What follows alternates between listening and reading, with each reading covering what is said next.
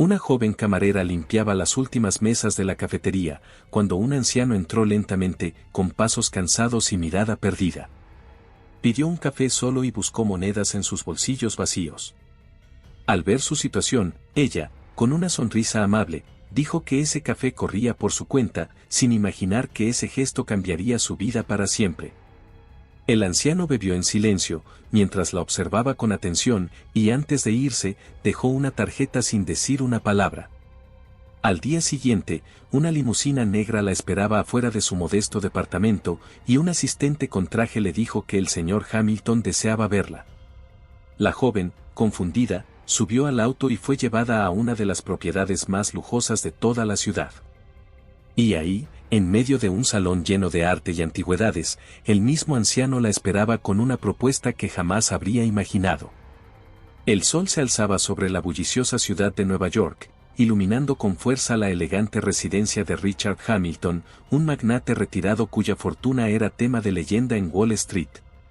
Sentado en su sillón de terciopelo verde, Richard revisaba los reportes de su fundación benéfica, mientras pensaba en aquella camarera que, con un simple acto de bondad, había reavivado su fe en la humanidad. Perdón por interrumpir tu historia, pero si te gusta este tipo de contenido, no olvides suscribirte y comenta desde donde nos estás viendo. Gracias, y buen video. Eran las 7:43 de la mañana. Un martes como cualquier otro, o al menos eso pensaba Clara, una camarera de 27 años, con el cabello recogido en un moño apurado y un delantal manchado de café y leche espumada. Siempre tenía prisa, siempre llegaba a tiempo.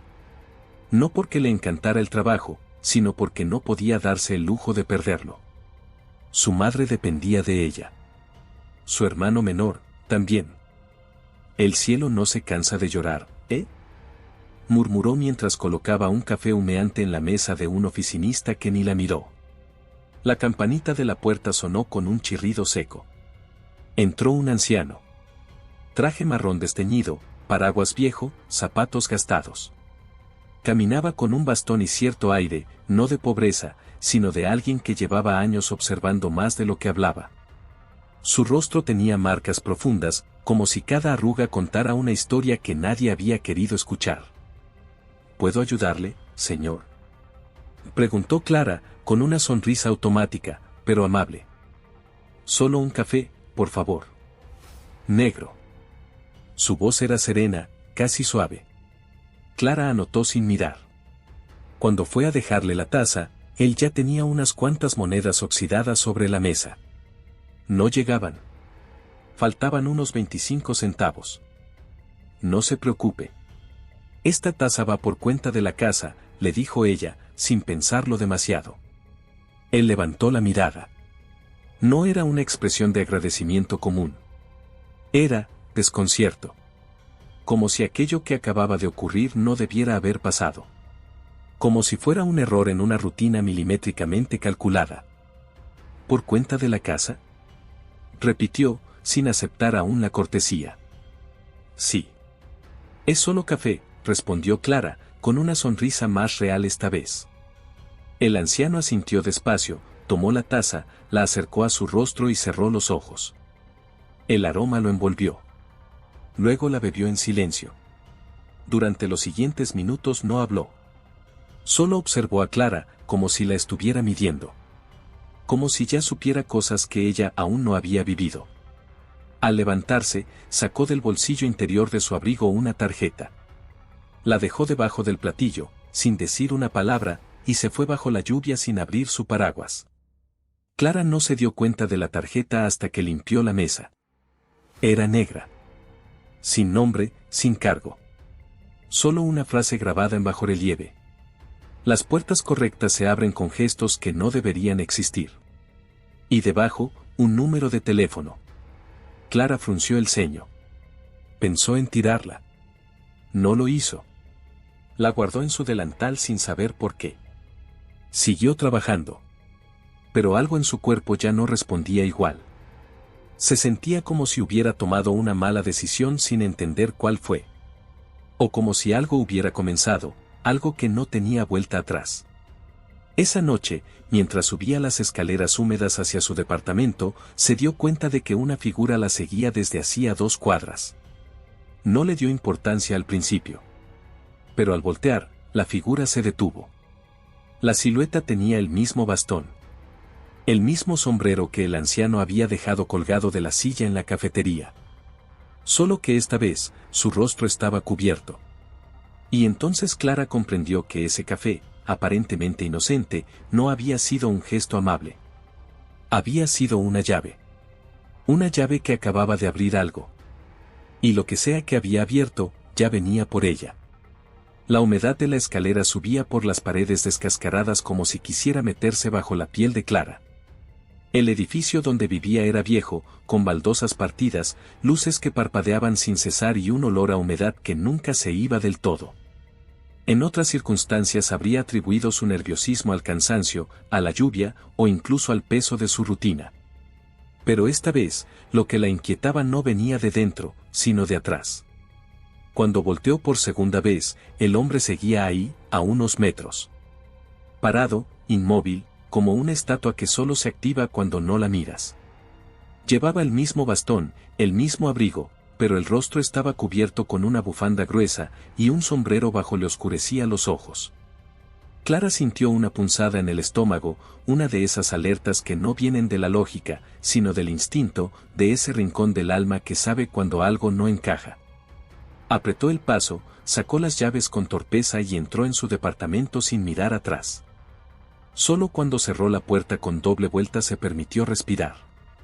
El sonido del cerrojo fue lo único que le devolvió una mínima sensación de control. Encendió la luz. Todo seguía igual. El sillón con las costuras rotas. El televisor antiguo que había aprendido a golpear 2 veces para que funcione. La pecera vacía que seguía ahí, desde que su pez había muerto 3 meses antes y ella no se había atrevido a reemplazarlo. Se dejó caer sobre la silla de la cocina y sacó la tarjeta de su delantal. La frase volvía a estremecerla. Las puertas correctas se abren con gestos que no deberían existir. ¿Quién era ese hombre? ¿Y por qué la seguía? ¿Había sido él realmente?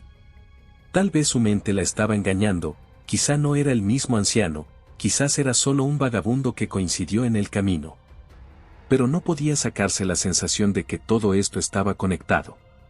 Se levantó, cerró bien las ventanas y corrió la cortina. Por reflejo, marcó el número. No para hablar. Solo para ver si existía. Para saber si era real. Pero al marcar, no hubo tono. Solo una voz automática que decía: este número ha sido desactivado. Gracias por su llamada. La línea se cortó. Esa noche no pudo dormir. No por miedo, sino porque algo dentro de ella había despertado. Un recuerdo, una emoción vieja que no sabía que aún vivía ahí, la sensación de que su vida no debía ser esto. Que, de alguna forma, estaba esperando algo que nunca llegaba. O quizás, acababa de empezar a llegar. A la mañana siguiente, mientras lavaba su cara con agua helada, alguien tocó la puerta. Un solo golpe. Seco, preciso. Como un anuncio. Clara se quedó quieta, aún con la toalla mojada en el rostro. No esperaba a nadie. Nadie la visitaba sin avisar. Y su madre estaba hospitalizada a 3 horas de ahí. Se acercó con cuidado. Miró por la mirilla. No había nadie. Solo un sobre marrón en el suelo, con su nombre escrito a mano, en tinta negra y caligrafía firme. Lo abrió. Dentro había una dirección y una hora, Club Mantler, 13 horas, y una nota. Lo que hiciste no pasó desapercibido. No tengas miedo, pero no llegues tarde. Clara no sabía qué hacer. Era su día libre, pero tenía cosas que hacer: comprar medicamentos, visitar a su madre, intentar dormir. Sin embargo, la decisión ya estaba tomada en algún rincón inconsciente de su mente. Porque esa frase no pasó desapercibido, le revolvió algo muy profundo. Se vistió sin saber bien qué ropa poner. Al final eligió su abrigo gris, uno que le cubría casi todo el cuerpo, y se subió al primer bus rumbo a Montclair, un barrio elegante al otro lado de la ciudad. jamás había estado ahí. Sabía que era exclusivo, lleno de embajadas, clubes privados y calles sin baches. Era otro mundo. Cuando llegó a la dirección, lo primero que la descolocó fue que no parecía un club. Era una casa de estilo victoriano, con jardín podado al milímetro y una verja negra con detalles de hierro forjado. En la entrada, un hombre de traje la esperaba, sosteniendo una carpeta en la mano. ¿Clara Mendoza?, preguntó sin rodeos. Sí, ¿usted quién es? Pase. Lo están esperando. Clara lo miró, insegura, pero algo dentro de ella ya sabía que no podía irse. Que había cruzado una línea invisible desde el momento en que aceptó pagar ese café. Entró. El silencio del lugar era distinto al del mundo exterior. Era un silencio grueso, que parecía absorber los pasos. Siguió al hombre por un pasillo largo, y lo que encontró al final no fue una oficina, ni una sala común. Era una biblioteca circular, con ventanales altos, libros hasta el techo, y en el centro, el mismo anciano de la cafetería. Pero ahora, ya no parecía pobre. Ni desorientado. Llevaba un traje a medida, zapatos italianos, un reloj de oro discreto, y la misma mirada profunda. Señorita Mendoza, dijo él, sin necesidad de sonreír. Lo que hizo por mí fue algo que nadie hace sin esperar nada. Hoy sabrá por qué yo nunca olvido ese tipo de gestos. Antes de que Clara pudiera abrir la boca, una mujer entró desde otra puerta. Tenía un maletín negro, y los ojos fríos de quien ha visto demasiado. Se acercó al anciano y le susurró algo al oído. El anciano frunció el ceño. Luego miró a Clara con una gravedad que le heló la sangre. Señorita Mendoza, dijo con voz tensa. Necesito saber una cosa, y necesito que sea completamente honesta. ¿Alguien más le vio hablar conmigo aquel día? Clara abrió los ojos, sin entender. ¿Qué? ¿Por qué? Él no respondió. Solo tomó el bastón, se levantó, con esfuerzo, pero sin ayuda, y se acercó un paso. Ahora Clara podía ver que ese bastón tenía algo grabado en el mango, una letra M, tallada a mano, con cicatrices metálicas. Si alguien lo hizo, continuó él, usted podría estar en peligro. Clara sintió como el aire en la habitación se volvía más denso, como si las paredes comenzaran a cerrarse en silencio. El anciano la observaba con una mezcla de urgencia y tristeza que no correspondía a alguien que apenas la conocía. Su pregunta no era una simple curiosidad, sino una advertencia camuflada, un aviso disfrazado de interrogante. ¿Alguien más le vio hablar conmigo aquel día?, repitió, esta vez con una pausa que helaba la sangre. Ella tragó saliva. Trató de recordar con precisión cada detalle de aquel momento en la cafetería. El sonido de la lluvia, el murmullo de los clientes habituales, el reflejo empañado del ventanal y el rostro del anciano, tan sereno como ajeno. Por más que intentó, no recordaba a nadie prestando atención a ellos, ningún gesto extraño, ninguna mirada cruzada. No lo sé, respondió al fin. Creo que nadie. Estábamos casi solos. Al menos, eso pensé. El anciano asintió lentamente, como si esa respuesta confirmara un temor antiguo que había tratado de mantener dormido. Entonces escuche con atención, dijo, mientras señalaba una silla frente a él, invitándola a sentarse, porque no va a gustarle lo que voy a decirle. Clara se sentó sin decir una palabra. La mujer del maletín se mantuvo cerca, en silencio absoluto, como si fuera parte del mobiliario, pero con la postura alerta de alguien que puede actuar con precisión quirúrgica en cualquier momento. Había algo en ella que gritaba disciplina y entrenamiento. Mi nombre real es Matías Lorrente, empezó el anciano, y por primera vez, su voz perdió esa amabilidad ligera con la que había hablado antes. Y aunque el mundo hace años que me da por muerto, aún existen personas interesadas en saber si estoy vivo. Personas con las que tuve asuntos que no terminaron bien. Clara entrecerró los ojos, confundida. No por el nombre, que no le decía nada, sino por la sensación de estar cayendo lentamente en una historia que no era suya, pero en la que había sido lanzada sin pedirlo, sin quererlo. Hace más de una década decidí desaparecer del mapa. Vendí todo, repartí lo que me quedaba en fundaciones bajo nombres ficticios, y me volví invisible. Mi única rutina era caminar sin rumbo por distintas ciudades, sentarme en lugares donde nadie me reconociera, donde pudiera observar sin ser observado. Usted fue la primera persona en mucho tiempo que me miró, sin calcular lo que podía sacar de mí. Clara lo escuchaba con atención, pero su mente no podía evitar cuestionarse si todo eso era real. ¿Estaba frente a un exmagnate escondido del mundo? ¿O frente a un hombre trastornado con demasiada imaginación? Pero todo en la sala, desde la seguridad silenciosa de la mujer que lo acompañaba hasta la opulencia medida del lugar, parecía confirmar que lo que decía era cierto. «¿Alguien lo vio, verdad?», preguntó Clara, apenas en voz baja. Matías no respondió enseguida. Caminó hasta un estante, tomó un libro encuadernado en cuero, lo abrió sin mirarlo y dejó que una pequeña foto resbalara de sus páginas. Cayó sobre la mesa frente a ella. Era una imagen borrosa, tomada desde afuera de la cafetería. En ella se veía claramente a Clara sirviéndole café a Matías.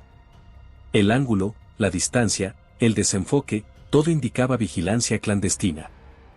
Llegó a mis manos esta mañana. Alguien quiere hacerme salir de donde estoy.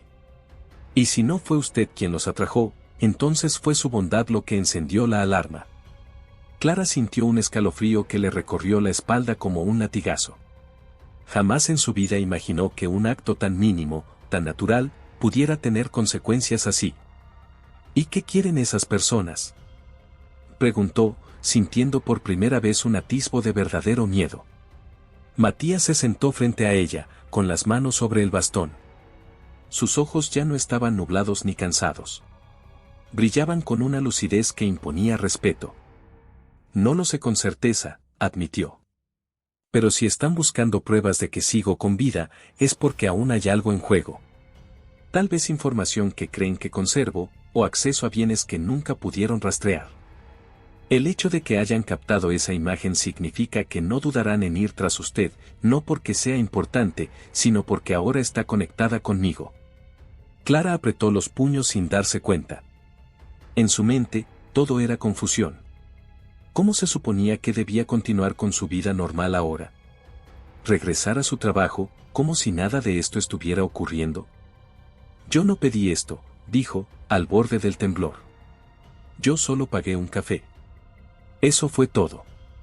Matías la miró con la calma de quien ha visto a muchas personas derrumbarse antes de encontrar su verdadera fuerza. Nadie pide los cambios que importan. Llegan sin avisar, y por eso lo transforman todo. Usted tiene dos opciones: ignorar esta advertencia e intentar seguir con su vida, o quedarse aquí unos días, bajo mi protección, hasta que sepamos a qué nos enfrentamos. Pero debe decidirlo ahora. Porque si salen de nuevo tras usted, no tendré forma de intervenir a tiempo. Clara cerró los ojos. Pensó en su madre, sola en el hospital. En su hermano, en casa de una tía con la que apenas hablaban. En su trabajo, que apenas cubría las cuentas. En todo lo que era su vida. Y sintió, de forma tan clara como si alguien lo gritara en su oído, que su rutina ya no existía. Que ese simple acto de bondad había creado una fisura en la realidad y no tenía retorno. Me quedaré, dijo, con un hilo de voz, pero firme. No por usted. No por lo que dice. Sino porque algo me dice que, si salgo por esa puerta, ya no hay camino de vuelta. Matías asintió. No con alivio, sino con resignación. Como si ya hubiera sabido su respuesta desde antes de hacer la pregunta. La mujer del maletín se acercó, y por primera vez habló, con una voz seca, directa, sin adornos. Limpiaremos su apartamento. Borrarán cualquier rastro. Si hay alguien siguiéndola, no sabrá dónde buscarla. A partir de este momento, su vida anterior queda en pausa. Y mientras Clara procesaba aquellas palabras, otra puerta se abrió al fondo de la biblioteca, revelando un pasadizo que descendía bajo tierra, con una escalera de mármol y luces tenues que serpenteaban hacia lo desconocido. Su habitación está abajo, dijo Matías. Desde este momento, ya no es una simple camarera. Ahora es parte de algo que ni siquiera yo comprendo del todo. Y por primera vez, Clara no sintió miedo. Sintió vértigo. El vértigo de quien cae, justo antes de aprender a volar. Clara descendía lentamente por aquella escalera de mármol, cada peldaño parecía alejarla no solo del mundo exterior, sino de todo lo que había conocido como vida. A medida que bajaba, el aire se volvía más fresco, casi clínico, y el silencio empezaba a tomar una forma densa, como si tuviera peso. Las luces incrustadas en las paredes proyectaban un brillo cálido, pero siniestramente controlado, sin una sola sombra fuera de lugar. No sabía qué encontraría al final, pero por alguna razón, no sentía terror, sentía que, por primera vez, se le estaba permitiendo entrar a un escenario que siempre le había sido negado. Cuando llegó al último escalón, se encontró frente a un pasillo amplio, recubierto con madera oscura y cristales opacos. La mujer del maletín, que hasta ahora no había revelado su nombre, caminaba unos pasos adelante, sin girarse, sin emitir sonido alguno, como si conociera aquel espacio al punto de fundirse con él. ¿Qué es este lugar?, preguntó Clara, intentando mantener su voz firme, aunque sabía que la pregunta era demasiado amplia para una respuesta sencilla. Es una zona intermedia, respondió la mujer sin detenerse. Ni arriba, ni abajo.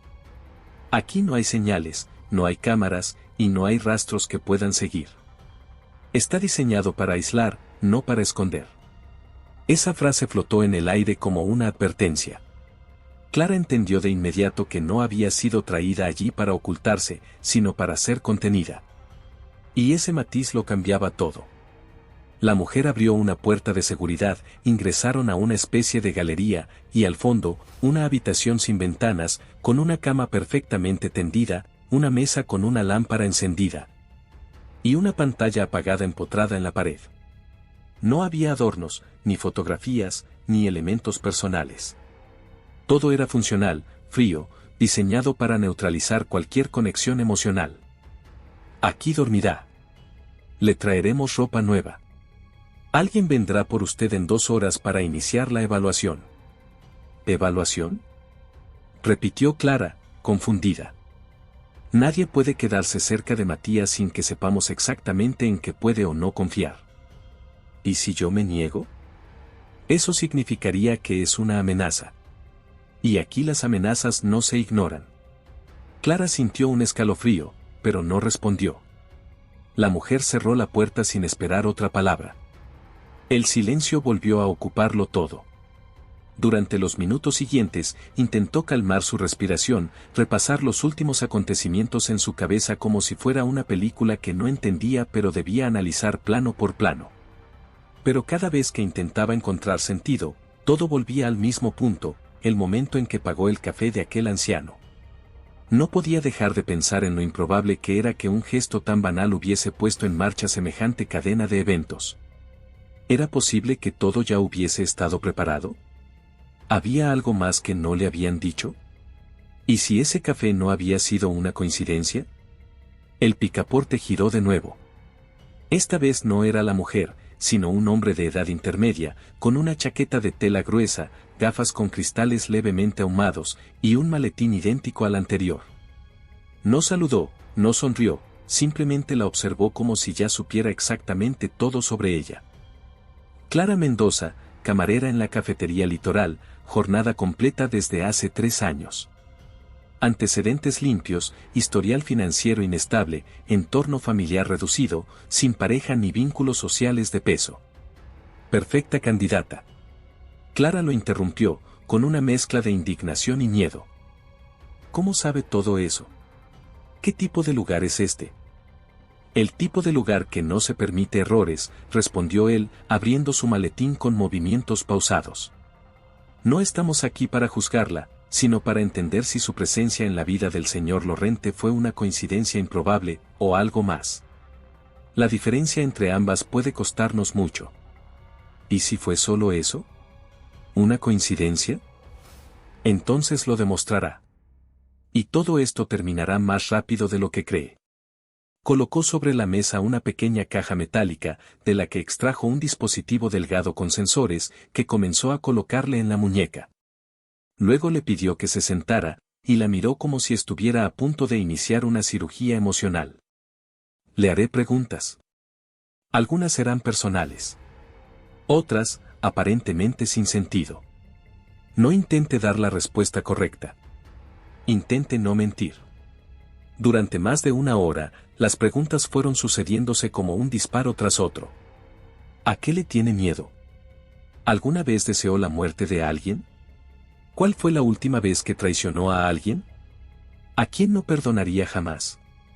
¿Qué haría si supiera que lo que cree que es verdad nunca lo fue? Clara respondió como pudo.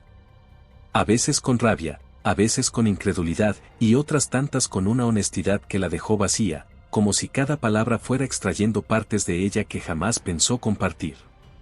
Cuando terminaron, el hombre recogió todo sin emitir juicio alguno. Solo dijo una frase, mientras cerraba su maletín. Será informada de los resultados esta noche. Hasta entonces, permanezca en su habitación. No hable con nadie. No pregunte nada. Y si escucha pasos, no salga. Luego se fue, y la puerta volvió a cerrarse. Las horas pasaron con una lentitud insoportable. Clara caminaba en círculos, repasaba mentalmente cada pregunta, intentaba entender qué buscaban, cuál era la amenaza real, y sobre todo, por qué ella. Hasta que, en algún momento de la madrugada, escuchó el sonido. No eran pasos. Era algo más suave. Como un arrastre. Como si alguien estuviera deslizándose por el suelo, sin tocarlo. Se acercó a la puerta, pegó el oído. Y entonces, justo al otro lado, alguien susurró su nombre. Clara. El susurro no tenía emoción. No era familiar. Era como si una grabación vieja se hubiese activado sin querer. Retrocedió, paralizada, y en ese momento, todas las luces se apagaron. La oscuridad la envolvió de golpe. Solo se escuchaba su respiración y el eco de esa voz que, ahora más fuerte, repetía su nombre una y otra vez. Pero Clara no gritó. No huyó. Dio un paso al frente y apoyó la mano en la puerta. Y entonces lo supo. Quienquiera que estaba del otro lado, no era parte de esa organización. Era alguien que no debía haber encontrado ese lugar. Y había venido por ella. La oscuridad se había vuelto total, densa como una sombra viva que se arremolinaba en los rincones de aquella habitación subterránea. Clara seguía con la mano apoyada en la puerta, el corazón latiéndole con una furia que parecía a punto de desgarrarle el pecho, mientras al otro lado alguien repetía su nombre, sin pausa, sin emoción. Como una letanía mecánica, como un error en una cinta antigua que se reproduce una y otra vez, sin detenerse, sin cambiar de tono. Como si no fuera una voz real sino un residuo sonoro que no pertenecía del todo a este plano. El pasillo que había recorrido horas antes, ese mismo que parecía un refugio impenetrable, ahora se sentía como un túnel de acceso para algo que no debía estar allí, algo que no respondía a reglas ni a protocolos. Algo que burlaba puertas, escáneres y medidas de seguridad con la misma facilidad con la que se rompe el silencio en medio de una pesadilla. Clara retrocedió un par de pasos, aún sin ver absolutamente nada, y estiró el brazo hacia donde recordaba que estaba la lámpara de la mesa. Tanteó a ciegas hasta que la alcanzó, pero al presionar el botón, no ocurrió nada. Ni un chispazo, ni una vibración. La corriente había sido cortada completamente. Y entonces, el susurro se detuvo. No hubo un clic, ni un sonido de retirada. Simplemente, cesó. De un momento a otro, se hizo un silencio tan perfecto que incluso su respiración le pareció un ruido indebido. Y en ese instante, justo cuando pensó que todo había sido producto de su imaginación, la cerradura giró con un chirrido seco y pausado, como si alguien al otro lado no tuviera prisa. Como si supiera que ella no tenía a dónde escapar. La puerta se entreabrió apenas unos centímetros. Solo eso. No se abrió del todo, ni fue forzada. Se detuvo ahí, en ese punto exacto en el que se siente que algo ha traspasado un límite invisible. Clara retrocedió aún más, buscando apoyo en la pared opuesta, sus pies descalzos rozando el suelo frío, sus manos abiertas como si intentaran detener lo inevitable con solo existir. Pero lo que ocurrió después fue aún más desconcertante. Una luz se encendió de forma inesperada, no en el techo ni en la lámpara, sino detrás de la pared del fondo, donde no había puerta ni ventana, solo madera maciza. Era una luz tenue, azulada, que dibujaba una silueta que se proyectaba desde algún punto oculto. Una figura humana, delgada, con los brazos a los costados y la cabeza ladeada, como si la estuviera observando desde otra dimensión. Y entonces, una voz completamente distinta resonó, esta vez desde un pequeño altavoz incrustado en el techo, una voz masculina, profunda y firme, que no era la del susurro, sino algo mucho más claro y amenazante. No abras la puerta. No importa quién te la pida. Si lo haces, será irreversible. La voz se apagó sin más, y la silueta desapareció junto con la luz. La puerta, por su parte, siguió entreabierta, como una invitación que no se atrevía a empujar. Clara cayó sentada al suelo, sin fuerzas, sin lógica para sostener lo que acababa de pasar. No sabía si estaba siendo víctima de un experimento, si se trataba de una prueba más en ese retorcido lugar, o si lo que había sentido realmente era una advertencia de algo que aún no tenía nombre. Lo único que sabía con certeza era que alguien, en algún lugar, estaba rompiendo las reglas. Y que ella estaba en medio de todo. Pasaron varios minutos, o tal vez una hora, no lo sabía, antes de que la luz general se encendiera de nuevo. Un zumbido leve acompañó el regreso de la energía, como si el sistema se hubiera reiniciado por completo. La puerta se cerró sola, con un mecanismo interno, y todo volvió a la normalidad, al menos, en apariencia. No fue sino hasta la mañana siguiente, cuando una nueva visitante tocó la puerta, esta vez una mujer distinta, más joven, con una carpeta bajo el brazo y un gesto protocolar. Que Clara rompió el silencio de lo inexplicable. Anoche alguien entró, dijo de inmediato, sin siquiera saludar. O intentó entrar. Me llamaron por mi nombre. Hubo una voz que me advirtió que no abriera. Ustedes lo saben, ¿verdad? Tienen cámaras, tienen control de todo esto. La mujer la observó sin cambiar su expresión, solo inclinó levemente la cabeza hacia un lado y hojeó la carpeta. Según nuestros registros, nadie se acercó a su puerta desde las 23:14 hasta ahora, respondió con absoluta neutralidad. La zona de aislamiento cuenta con sensores térmicos y auditivos. De haber habido movimiento o sonido externo, habría quedado registrado. Entonces mienten. ¿O hay alguien más aquí abajo que ustedes no conocen? La mujer cerró la carpeta con suavidad, como si nada de lo dicho fuera relevante, y luego dijo algo que heló aún más a Clara. La percepción puede alterarse bajo presión psicológica. A veces, el encierro crea ecos que la mente interpreta como advertencias. Es común en personas sometidas a entornos de transición. Eso no fue un eco, replicó Clara, poniéndose de pie con firmeza. No era mi mente. No era un fantasma. Era real. Una voz me advirtió. Y ustedes no tienen idea de qué está ocurriendo, ¿verdad? La mujer la miró por fin con un destello de algo más que rutina. Fue un instante apenas perceptible, pero suficiente para que Clara supiera que, detrás de esa fachada pulida, también había miedo. Si fue real, dijo finalmente, entonces no vino de este lado del sistema. Y sin más, le entregó una caja con ropa nueva, un horario de entrevistas y un mapa simple del recinto subterráneo, marcado con las áreas a las que tenía permiso de acceso. Luego salió, sin volver a tocar el tema. Clara quedó sola otra vez, pero esta vez algo había cambiado. Ya no se sentía como una prisionera, ni siquiera como una observadora. Se sentía como una pieza clave en un tablero que desconocía. Porque fuera quien fuera el que habló aquella noche, no solo la conocía, también la estaba protegiendo. Y si había alguien que podía entrar sin ser detectado por ese sistema, entonces tal vez Matías no era el único que había fingido estar muerto. Tal vez, ella había sido escogida por razones mucho más profundas de las que le habían dicho. Y lo peor, o lo más inquietante, era que empezaba a sentir que no quería escapar. Quería entenderlo todo. Y lo haría, aunque le costara lo que quedaba de sí misma. El mapa que le habían entregado a Clara aquella mañana parecía simple, inofensivo, casi infantil en su diseño. Era una hoja doblada en 4, impresa en papel reciclado, con líneas suaves que marcaban pasillos, intersecciones, puertas y áreas restringidas.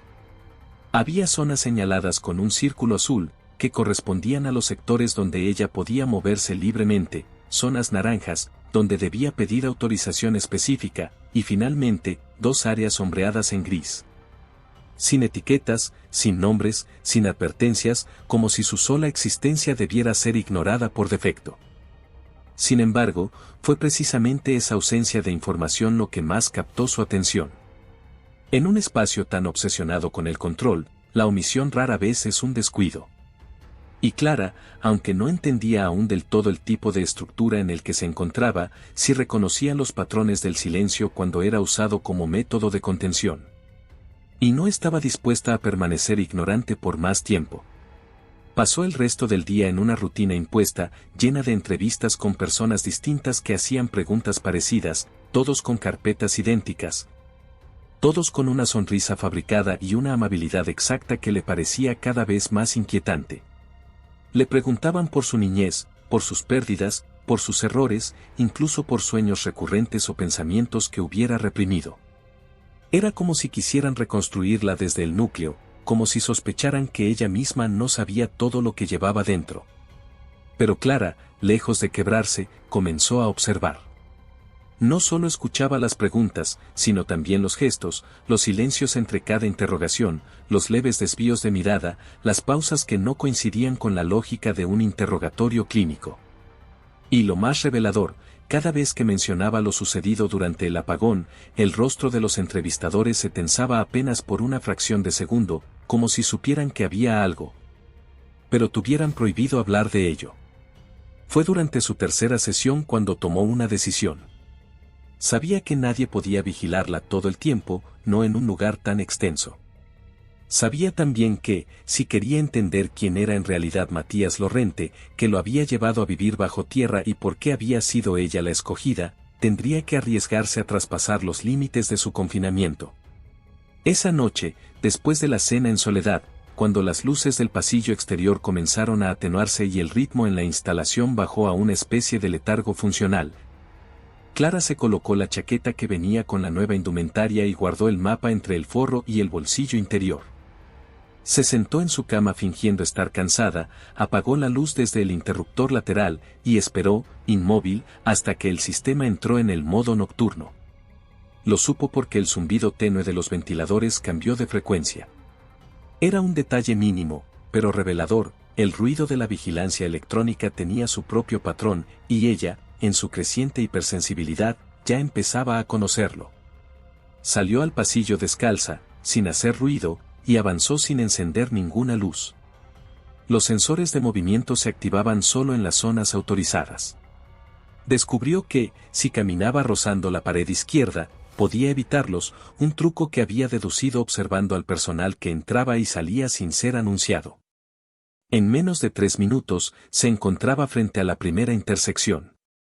Según el mapa, debía girar hacia la izquierda para acceder a la biblioteca, una zona permitida, pero ella tomó la derecha, adentrándose en un pasillo sin iluminación, más estrecho, con un leve olor metálico y humedad acumulada. Al fondo, la puerta sin etiqueta. Una de las zonas grises. La puerta no tenía cerradura visible, pero al tocarla, se encendió un lector de retina. Clara no tenía acceso, lo sabía, y sin embargo, la puerta se abrió. Sin ruido. Sin clave.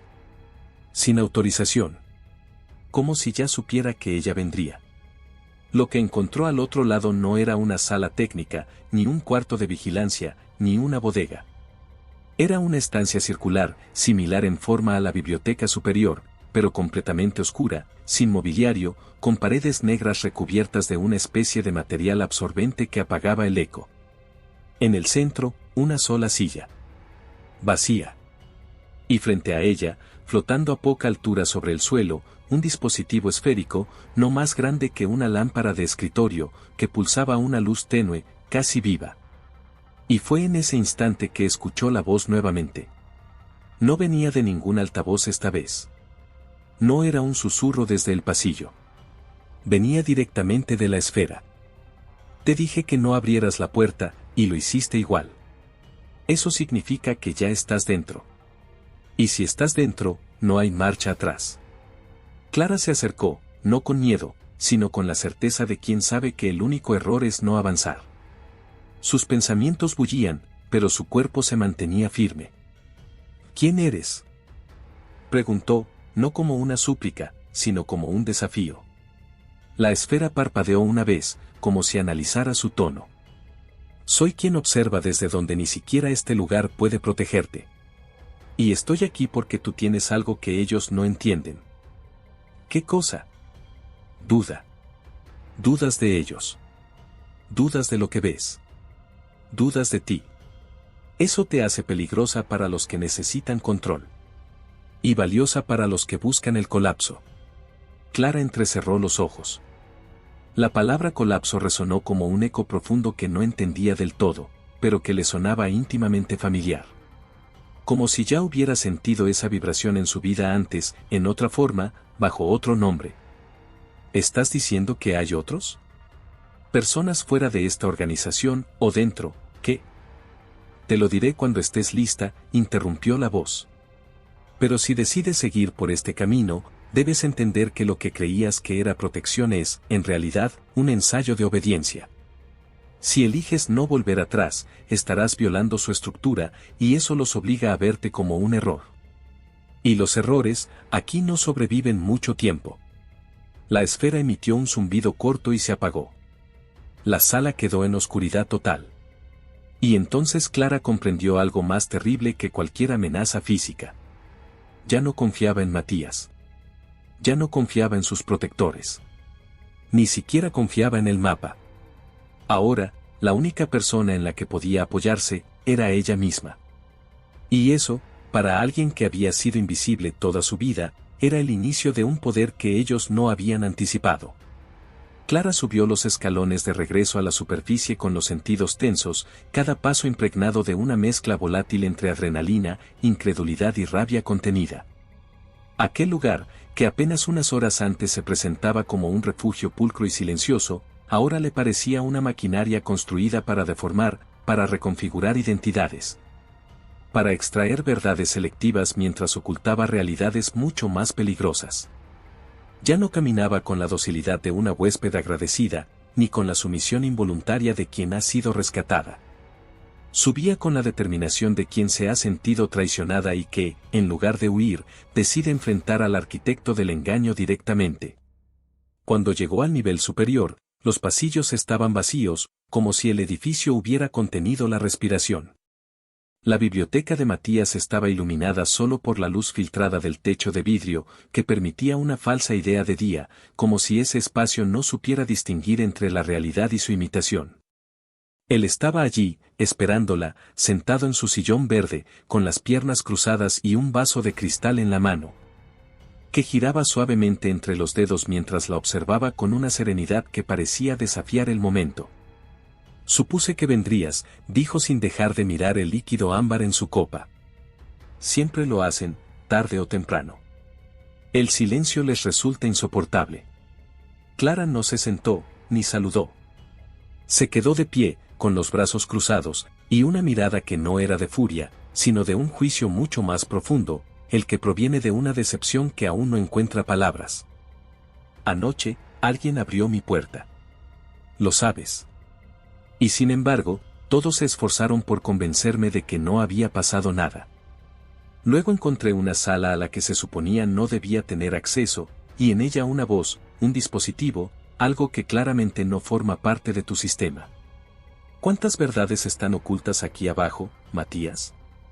¿Cuántas versiones de tu historia debo escuchar antes de que me digas cuál es la real? Él bebió un sorbo sin prisa, dejando que el silencio se asentara entre ambos antes de responder. No todo lo que parece oculto es necesariamente una mentira. Y no todo lo que se revela a tiempo es una verdad completa. A veces las respuestas solo destruyen antes de construir algo nuevo. No necesito metáforas, respondió Clara con dureza. Necesito saber si estoy siendo usada, si me trajiste aquí porque alguien me eligió por error, o si todo esto fue planeado desde antes incluso de que pagaras aquel café. Matías suspiró, dejó el vaso sobre la mesa con un gesto pausado y se incorporó lentamente. A pesar de la edad, su presencia llenaba la habitación con una energía densa, como si las decisiones que había tomado a lo largo de los años se agruparan en su espalda como una sombra con peso propio. No planeé conocerte, Clara. No te busqué. Pero el azar no existe del modo en que la mayoría lo concibe. A veces uno no elige, pero sí reconoce. Y cuando te vi entrar aquella mañana, cuando decidiste cubrir el precio de un café que no podías regalar, cuando lo hiciste sin ostentación ni cálculo, supe que había algo en ti que no se había corrompido. Eso fue lo que llamó mi atención. Nada más. Nada menos. ¿Y eso justifica meterme en esta red de pruebas, vigilancia y silencios? ¿Convertirme en prisionera de una organización que ni siquiera puedo nombrar? No estás prisionera. Estás siendo observada, que no es lo mismo, respondió Matías, mientras comenzaba a caminar lentamente hacia los ventanales. Nadie permanece al margen de lo que ocurre en el mundo, Clara. Solo hay quienes lo ignoran más tiempo que otros. A ti simplemente se te cayó el velo antes de lo previsto. ¿Y qué hay de esa voz? Interrumpió ella, dando un paso al frente. La del dispositivo. Dijo que no confiara en ustedes. Que si abría la puerta, todo sería irreversible. ¿Qué es lo que están escondiendo? ¿Y quién más está aquí abajo, moviéndose entre estas paredes sin que sus propios sensores lo detecten? Matías se detuvo, giró lentamente y la miró con una expresión que, por primera vez, no era de autoridad ni de cálculo. Era tristeza. Una tristeza antigua, profunda, como la de quien ha visto demasiadas versiones de la misma historia y ninguna termina bien. Esa voz pertenece a alguien que hace tiempo dejó de estar bajo nuestro control, dijo con franqueza. Alguien que formó parte de esto, como tú, pero que eligió el camino del desmantelamiento. Lo que escuchaste no fue una amenaza. Fue una promesa. Para él, todo esto debe caer. No cree en la reforma. Cree en el colapso. Clara lo observó en silencio. Su mente giraba en espiral, conectando piezas que hasta hace unas horas ni siquiera existían. No había un solo enemigo. No había una sola red. Esto era un campo de batalla invisible, donde las lealtades no eran estables y las verdades se erosionaban con cada revelación. ¿Y yo? Preguntó finalmente, con una calma peligrosa. ¿Para ti qué soy, Matías? ¿Una casualidad útil? ¿Una moneda lanzada al aire? Un testigo que no sabía si silenciar o integrar. Matías se acercó lentamente. Tomó una hoja doblada de un cajón bajo la biblioteca y se la extendió. Clara la abrió. Era una foto, en blanco y negro, tomada desde muy lejos, claramente antigua. En ella se veía a una mujer muy joven, con una expresión que le resultó extrañamente familiar, sentada en una banca frente al mar, leyendo un libro. Tu madre, dijo él con voz queda. Antes de que tú nacieras, antes de que eligiera alejarse de todo esto. Ella también supo demasiado. Y por eso, cuando escuché tu nombre, supe que el azar había terminado su trabajo. A partir de aquí, todo lo demás depende de ti. Clara se quedó inmóvil, mirando la foto, sintiendo que su historia acababa de fracturarse de nuevo, que todo lo que creía haber entendido sobre su origen, su familia y sus elecciones se diluía en una niebla mucho más grande. Mucho más oscura de lo que jamás se había imaginado. Y entonces lo entendió, nunca había sido solo un gesto amable, nunca había sido una coincidencia. Desde mucho antes de ese café, incluso antes de haber nacido, alguien ya había tomado decisiones en su nombre. Pero ahora, finalmente, era su turno de decidir. Clara no sabía cuánto tiempo permaneció sola en la biblioteca después de que Matías salió sin decir nada más. El silencio en aquella sala, rodeada por miles de libros que ya no ofrecían respuestas, era ahora una especie de espejo inmóvil que solo le devolvía el peso de lo que acababa de descubrir. Sostener la fotografía de su madre, esa imagen estática, recortada de una vida que ella jamás imaginó que pudiera estar conectada con este lugar, le provocaba una mezcla de vértigo y traición, como si su identidad, cuidadosamente construida durante años, estuviera ahora resquebrajándose desde dentro, no por un hecho puntual, sino por la lenta revelación de todo lo que nunca se le dijo. Durante años, su madre había sido una figura silenciosa, amorosa en su forma más práctica, una mujer acostumbrada al trabajo duro, a las soluciones inmediatas, a resolver lo urgente sin hablar nunca de lo profundo. Siempre había una excusa, una evasiva elegante cuando Clara preguntaba por su infancia, por sus abuelos, por aquel apellido que nadie más en la familia parecía haber llevado antes. Ahora comprendía que no era olvido ni dolor reprimido, sino una elección consciente, una necesidad de desaparecer de un mundo al que no quería volver jamás. Pero el silencio de su madre había sido también su condena. Porque al negarle su historia, también le había negado el derecho de decidir qué hacer con ella. Esa noche, Clara no volvió a su habitación subterránea. Sabía que al hacerlo, estaría permitiendo que todo continuara bajo las reglas que Matías y los suyos habían diseñado para ella. En lugar de eso, regresó al pasillo donde había encontrado la sala oculta, pero no para buscar respuestas del otro lado, sino para investigar los espacios intermedios. Aquellos que el mapa mostraba como zonas técnicas o sistemas de soporte, lugares donde casi nunca había vigilancia, porque se suponía que no había nada que ver. Durante más de una hora recorrió túneles laterales, pequeños pasillos de mantenimiento con rejillas abiertas y placas sueltas, hasta encontrar una puerta metálica sin señalización, con una cerradura antigua que parecía fuera de lugar en una instalación tan moderna. No tenía lector de retina, ni código digital. Solo una ranura donde encajaría una llave. El detalle la intrigó. Ninguna puerta reciente funciona así, a menos que se quiera evitar ser rastreado. Volvió al laboratorio de almacenamiento, uno de los pocos espacios a los que aún tenía libre acceso, y revisó el compartimiento de objetos confiscados. Buscaba algo que no sabía si existía, pero que comenzó a tomar forma en su mente como un eco que se volvía certeza, si su madre había pasado por ese lugar antes. Si había vivido alguna etapa dentro de esa red silenciosa que ahora intentaban reactivar a través de ella, debía haber dejado algo atrás. Las personas que rompen con los sistemas nunca lo hacen de manera limpia. Siempre dejan una grieta. Y a veces, esa grieta es una llave literal. Entre objetos anodinos, relojes sin batería, gafas rotas, agendas sin páginas, encontró un colgante metálico, con una pequeña pieza cilíndrica en su interior. No tenía inscripción. No brillaba. No llamaba la atención. Pero cuando lo tomó entre las manos, notó que estaba calibrado con una precisión extraña, como si contuviera un mecanismo interno. No dudó. Volvió a la puerta sin nombre, insertó el cilindro en la ranura, y giró.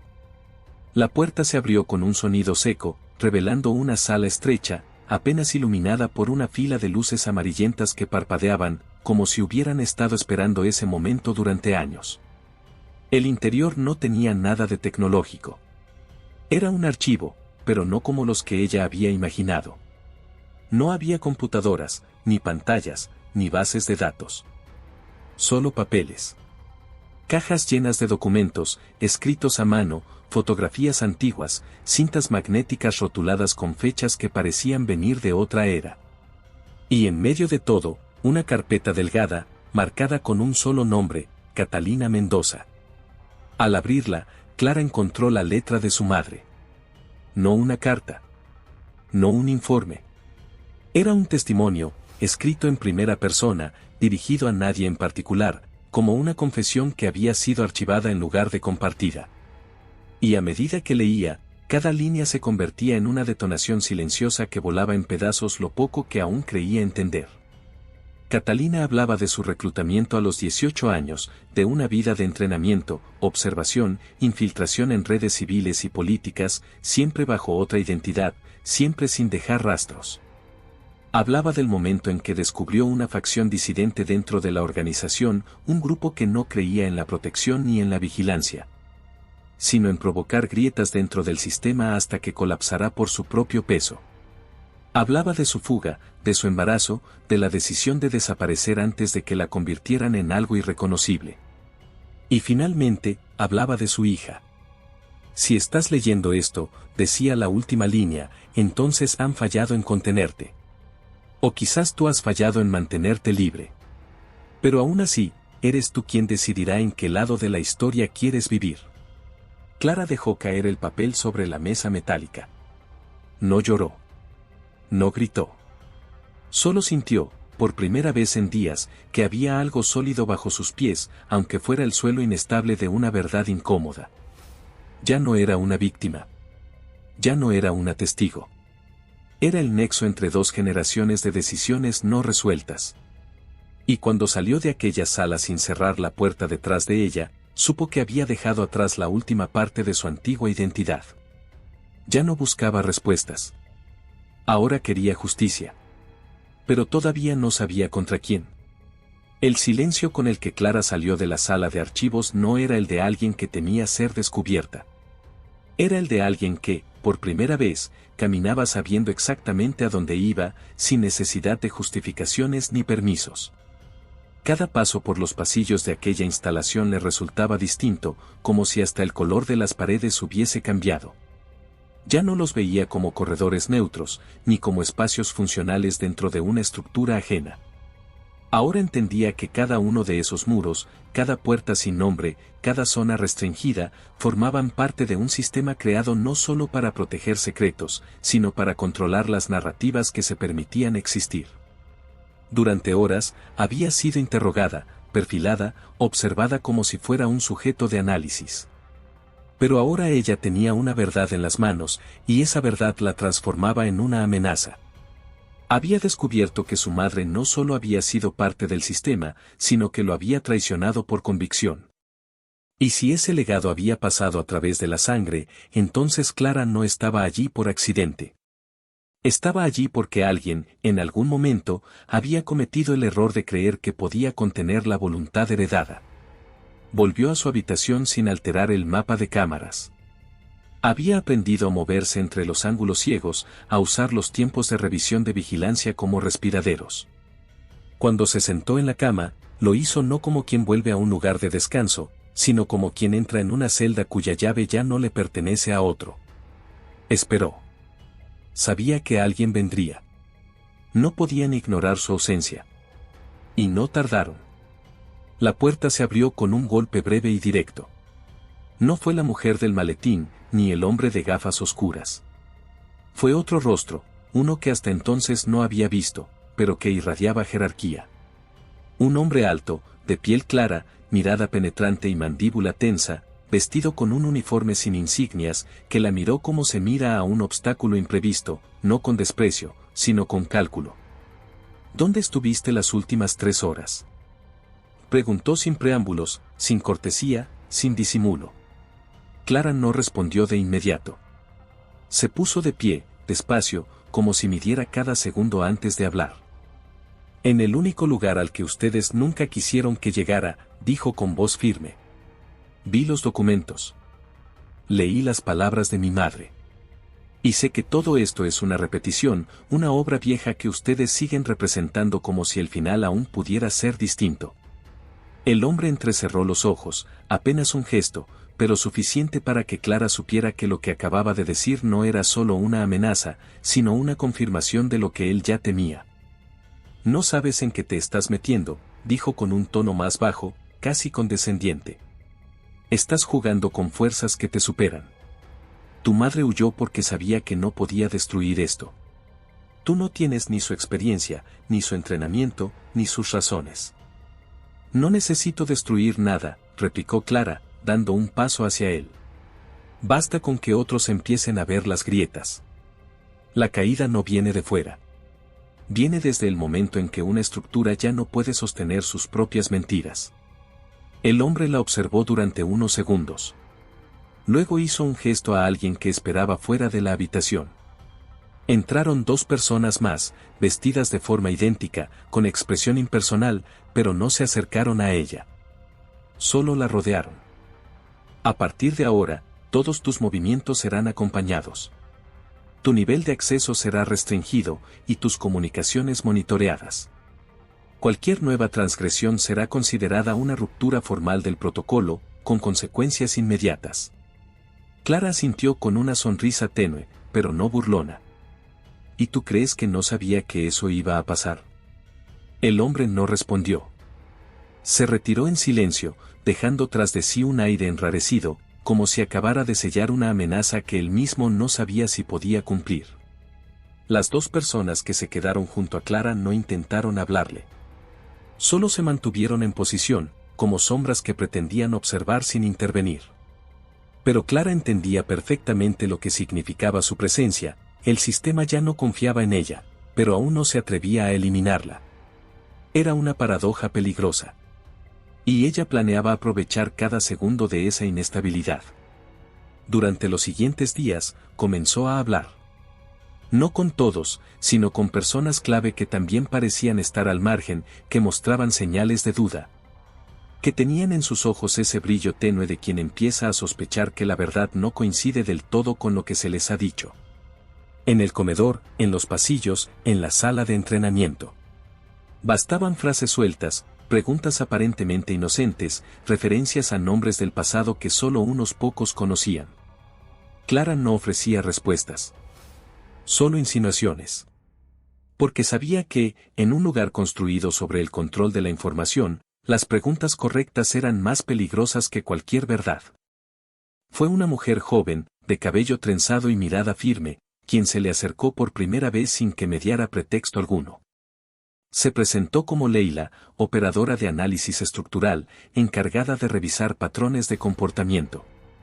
Y sin rodeos, le dijo: «Tu madre no fue la única. Solo fue la primera en escapar».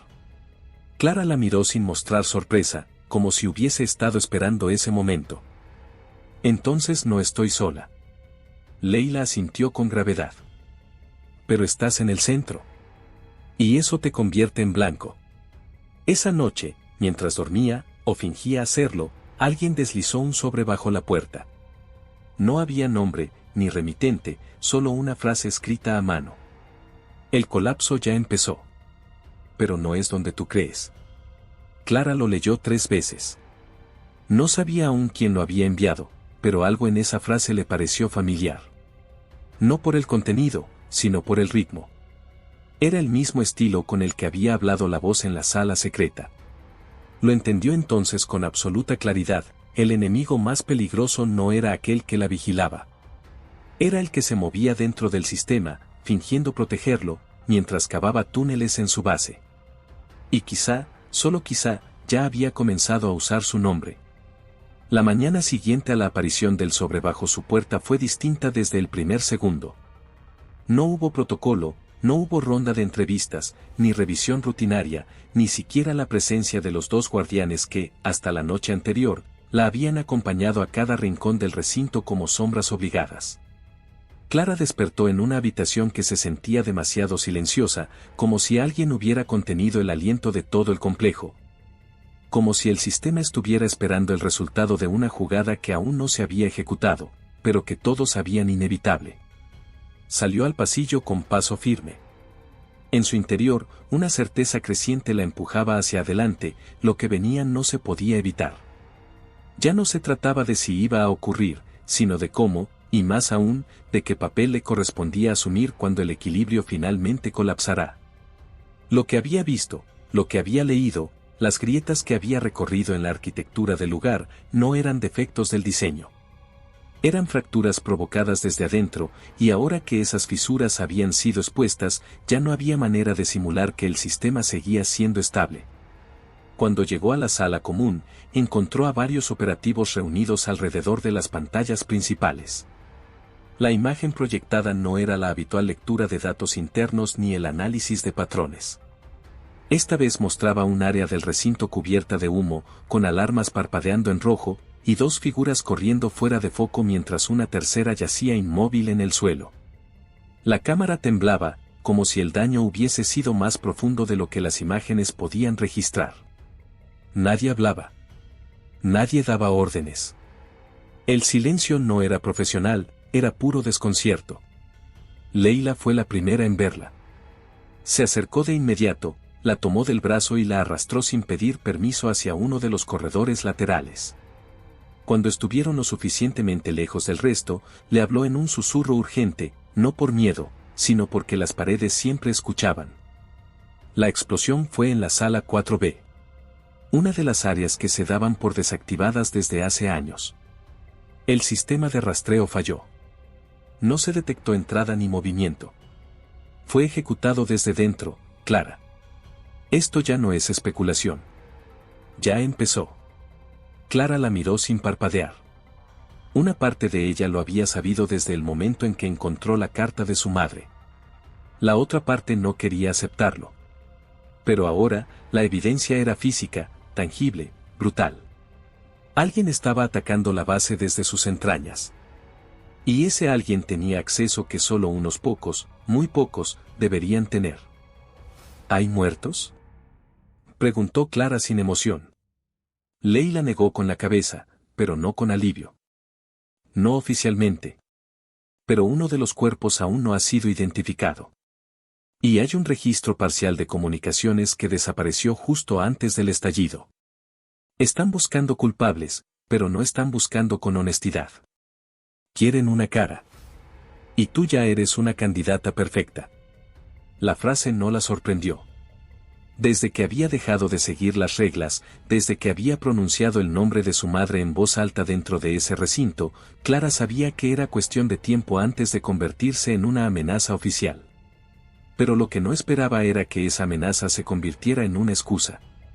Alguien necesitaba culpables. Y ella era un blanco fácil. ¿Dónde está Matías?, preguntó con urgencia. Necesito hablar con él ahora.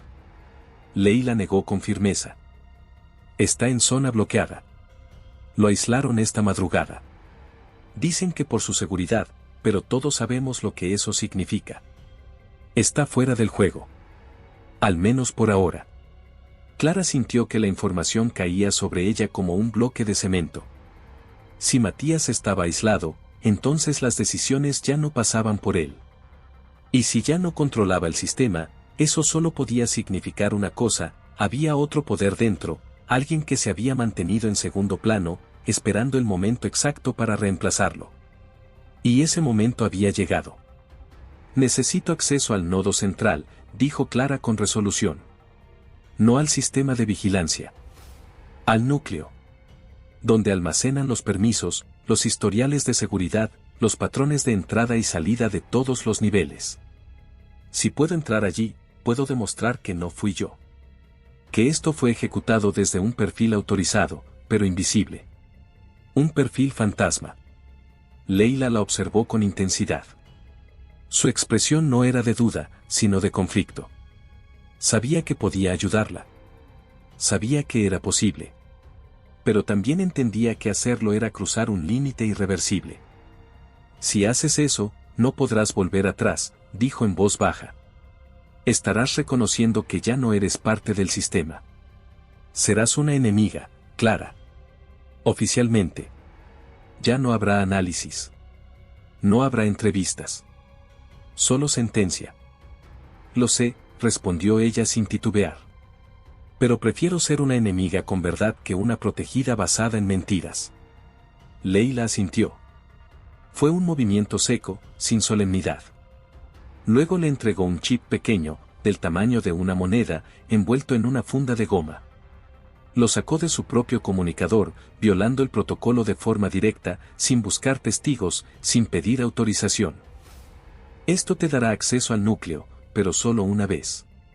Cuando entres, tendrás 5 minutos antes de que el sistema active un protocolo de aislamiento. Después de eso, ni yo podré sacarte.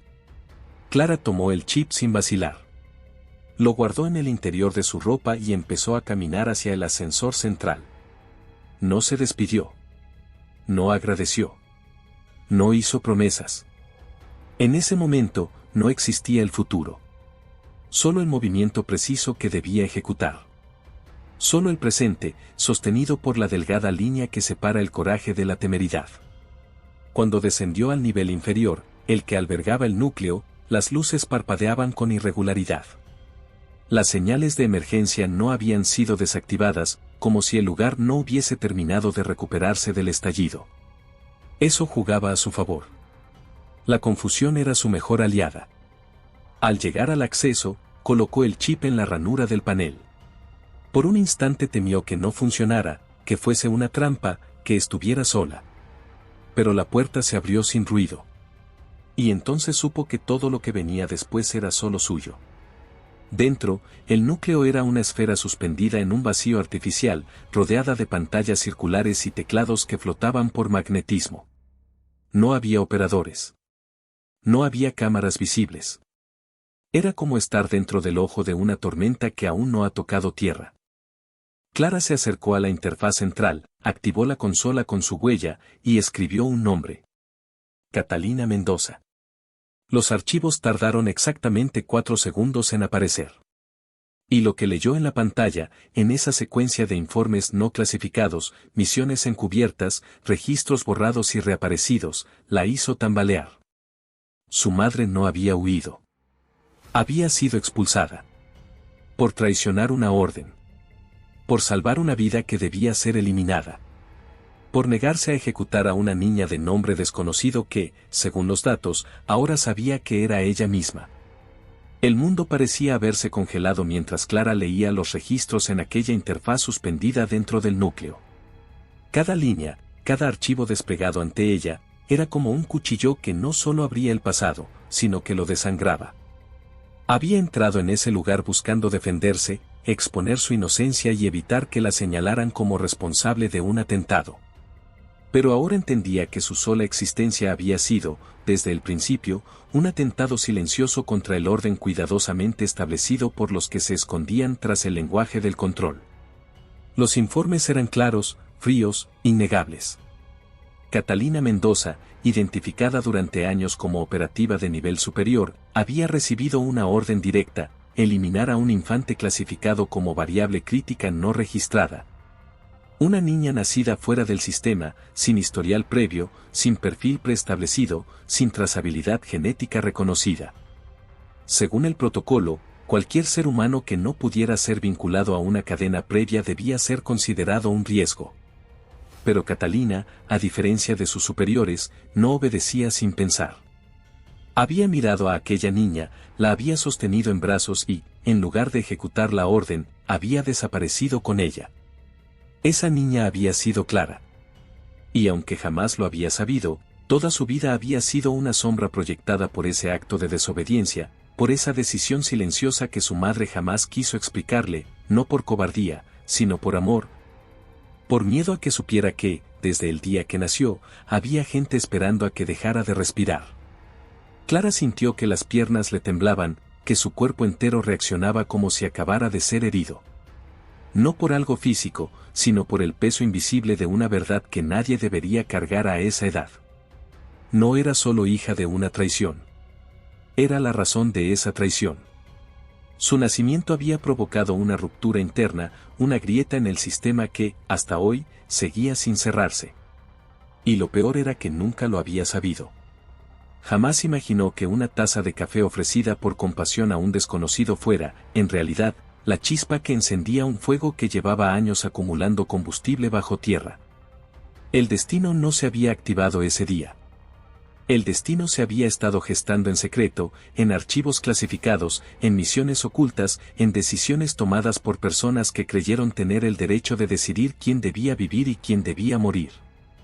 La consola emitió un leve zumbido, un aviso silencioso: el tiempo de acceso estaba por terminar. Clara sabía que no debía quedarse. Leila se lo había advertido. Tenía 5 minutos antes de que el sistema la sellara dentro del núcleo y la aislara por completo. Pero aún así, no podía irse sin antes confirmar algo más. Buscó un nombre distinto. Uno que no había querido pronunciar hasta ahora. Matías Lorente. El resultado tardó más de lo esperado, lo que solo confirmaba su sospecha: el archivo estaba bajo múltiples capas de restricción, protegido, enterrado. Como si alguien hubiese querido asegurarse de que incluso dentro del núcleo, nadie pudiera leerlo con facilidad. Cuando por fin se abrió, lo primero que encontró no fue un historial de operaciones ni una línea de tiempo. Fue una carta. Un documento cifrado, marcado como revisión privada, que no pertenecía a ningún informe oficial. Y al leerla, todo el escenario se dio vuelta de nuevo. Matías no solo conocía su origen. Había estado presente.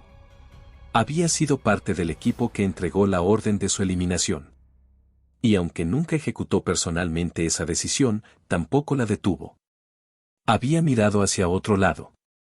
Había considerado que una variable crítica podía, tal vez, ser contenida más adelante, si sobrevivía. Había permitido que Catalina se alejara, no por compasión, sino por estrategia. Porque había querido ver qué clase de ser humano resultaría de alguien que el sistema no podía predecir. Clara sintió que la náusea le subía desde el pecho como un veneno amargo. Todo este tiempo, había creído que Matías la protegía porque la consideraba una anomalía positiva, una excepción que merecía ser cuidada. Pero ahora entendía que él la había observado como quien mira un experimento a larga escala. No por afecto. Por interés. Por curiosidad clínica. Cerró el archivo justo cuando la alarma de aislamiento comenzó a activarse. Las luces del núcleo parpadearon, la esfera de control vibró levemente y el sistema emitió un mensaje automático: acceso caducado. Cierre de emergencia en 60 segundos. Clara corrió hacia la salida. El pasillo de retorno se iluminaba a su paso, las compuertas se alineaban, pero sabía que no era garantía. En cualquier momento podían sellarse. En cualquier instante podían decidir dejarla dentro, cortar el oxígeno, decir que había muerto durante la explosión. Era así como funcionaban estas organizaciones. No dejaban cabos sueltos. Y ahora ella era el cabo suelto más peligroso que habían tenido en décadas. Logró alcanzar el ascensor de servicio justo cuando la compuerta principal comenzó a cerrarse. Saltó dentro con una fracción de segundo de ventaja. Cayó al suelo, jadeando, el sudor mezclado con lágrimas que no sabía que había empezado a soltar. Golpeó el botón de cierre con la palma de la mano. El ascensor tembló. Subió. Cuando se abrieron las puertas en el nivel intermedio, Leila ya la esperaba. Pero no estaba sola. A su lado había otro rostro conocido, aunque hasta entonces Clara no había logrado ubicarlo. Era uno de los técnicos de mantenimiento. Había pasado inadvertido todos esos días. Siempre con el mismo uniforme, siempre con la misma expresión neutra. Pero ahora, con la cabeza levantada y los ojos fijos en los de Clara, había algo distinto. Algo revelador. Mi nombre es Elías, dijo sin rodeos. Y tú no eres la única que fue marcada como no autorizada. Solo que tú eres la única que sobrevivió. Clara no respondió de inmediato. No tenía fuerzas. No porque estuviera vencida, sino porque ahora sabía que el verdadero combate apenas comenzaba. La explosión no había sido un ataque. Había sido una señal. Un aviso de que la facción oculta dentro del sistema ya no quería esperar más. Y si alguien creía que ella era el centro de esa guerra, entonces tendría que aceptar el rol que durante tanto tiempo le había negado. Aunque para eso, tuviera que traicionar a quienes alguna vez creyó que estaban de su lado. Elías no habló más después de presentarse. Leila tampoco dijo una sola palabra mientras caminaban en silencio por el corredor lateral que llevaba hacia una sección que, hasta entonces, Clara había considerado cerrada. La ruta estaba desierta. No por abandono, sino por desactivación táctica. Esa ala del complejo había sido aislada cuando comenzaron las investigaciones por la explosión, y solo unos pocos aún tenían acceso a ella. Cada paso hacia esa dirección era una ruptura con lo conocido. Clara ya no se preguntaba qué hacía allí, ni si era parte de algo más grande. Ahora sabía que todo, desde el primer gesto en la cafetería hasta la mirada final de su madre en aquella fotografía olvidada, había sido parte de una línea rota de decisiones silenciosas que la habían llevado al límite donde ya no se podía regresar. No era la protagonista de una conspiración, ni la heroína de una fábula encubierta. Era el resultado final de un error de cálculo que se había vuelto irreversible. Cuando llegaron al fondo del pasillo, Elías abrió una puerta sin esfuerzo, revelando una cámara circular con monitores desconectados, cables arrancados y dispositivos antiguos. El lugar olía a estática, a máquinas que alguna vez supieron demasiado. En el centro, sobre una mesa metálica, había una caja cerrada. Elías la abrió sin ceremonia, extrajo un solo objeto, una llave. No digital. No simbólica. Una llave real, con un número grabado a mano. El número era 01. Esta llave abre el núcleo original, dijo con voz baja, pero sin titubeos. No el que visitaste. Ese es solo una réplica. Una fachada para mantener ocupadas las miradas. El verdadero corazón del sistema está sellado desde hace 20 años. Y tú eres la única que puede entrar sin activar su defensa. Clara lo miró con el escepticismo de quien ya no cree en profecías ni en singularidades. ¿Por qué yo? Porque tu madre lo selló antes de desaparecer. Y lo codificó con tu genética, no con la suya. Porque supo que el día llegaría, y eligió no quedarse para ver cómo ardía. Eligió darte una oportunidad que nadie aquí te daría jamás. Clara tomó la llave. La sostuvo un momento entre los dedos, sintiendo su peso real, su densidad metálica, como si sostuviera el juicio final en miniatura. Pero aún así, no dijo que sí. No aún. ¿Y si decido no usarla? ¿Y si me alejo? ¿Y si dejo que esto se hunda por su propio peso? Fue Leila quien habló por primera vez, con una voz que no temblaba pero tampoco juzgaba. Entonces alguien más lo hará. Pero no sabrá si será por justicia o por venganza. Esa fue la respuesta que Clara no quería oír. Porque la historia no iba a esperar por ella. La guerra ya estaba en marcha. La disidencia se había activado. El sistema ya no podía mantenerse entero. Y si ella no tomaba una posición, otra persona lo haría en su nombre. Horas después, cuando llegó al corazón sellado del complejo, las alarmas ya no eran internas. El caos se había desatado. Algunos miembros de la facción antigua intentaban recuperar el control con fuerza. Había estallidos aislados. Interferencias en las comunicaciones. El caos no era total, pero sí inminente. Clara cruzó el umbral con la llave en el puño, sabiendo que no habría otra oportunidad. La cámara del núcleo real estaba construida con concreto puro, sin tecnología visible, sin pantallas, sin cables. En el centro, un panel mecánico esperaba la llave desde hacía décadas.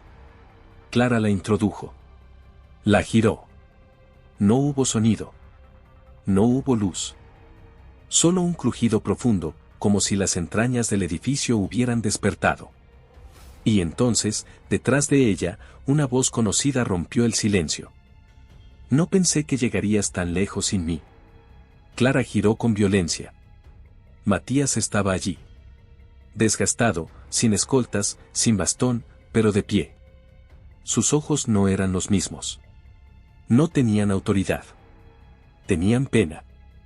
Tenían historia. ¿Cómo saliste del aislamiento?, preguntó ella, con más curiosidad que furia. Nunca estuve realmente encerrado. Quería saber qué harías cuando no te quedara nadie en quien confiar. Quería saber si, después de conocerlo todo, aún creías que había algo por lo cual luchar. Tú sabías quién era yo desde el principio, dijo Clara, casi sin voz. Fuiste parte de la orden que me marcó. Me dejaste vivir porque querías ver si podía ser útil. Matías no negó. No intentó justificarse. Solo asintió con lentitud, como si aceptara por fin el peso de sus acciones. He dedicado mi vida a sostener algo que ya no tenía estructura. Pero tú no representas una amenaza. Representas una bifurcación. La posibilidad de que algo nuevo pueda nacer sin ser una réplica de lo anterior. Clara no dijo nada. Su silencio era un juicio más feroz que cualquier palabra. Se giró hacia el panel, presionó el mecanismo de apertura, y esperó. El sistema respondió con una voz ancestral. No era una voz artificial. Era humana. Era su madre. Una grabación, sin fecha, sin marca, sin despedida. Si estás escuchando esto, significa que el sistema sobrevivió más de lo que debía. No puedo decirte qué hacer. Solo puedo decirte que vivir fuera de las reglas me enseñó a ver que el control absoluto no es orden. Es miedo. El miedo es contagioso. Y tú puedes terminar con él. No con violencia. Con decisión. La grabación terminó. El núcleo se abrió. Clara se quedó en silencio. Matías dio un paso al frente. ¿Qué vas a hacer?, Y entonces ella lo miró. Ya no con rencor. Ni con necesidad de entender. Lo miró como quien ha aprendido que la justicia no siempre se construye con castigos, sino con la voluntad de no repetir lo que nos hirió. Voy a reescribirlo, dijo. Pero no como ustedes. Sin archivos secretos. Sin traiciones. Sin eliminar lo que no pueden controlar. Matías bajó la mirada. Asintió. Y por primera vez, pareció en paz. Clara introdujo el código final. El sistema se apagó. No con una explosión. No con gritos. Sino con un suspiro. El suspiro de un ciclo que, finalmente, había llegado a su fin.